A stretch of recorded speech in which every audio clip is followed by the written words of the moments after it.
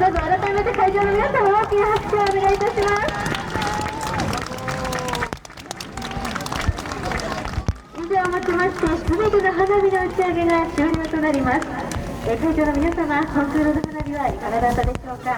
くら寿司の澄んだ夜空にそれぞれの思いが花開いたことと思います。出品していただきました皆様、そしてオープニング、エンディング花火の打ち上げていただきました菊屋小幡花火店様、本当にどうもありがとうございました。改めて大きな拍手をお願いします。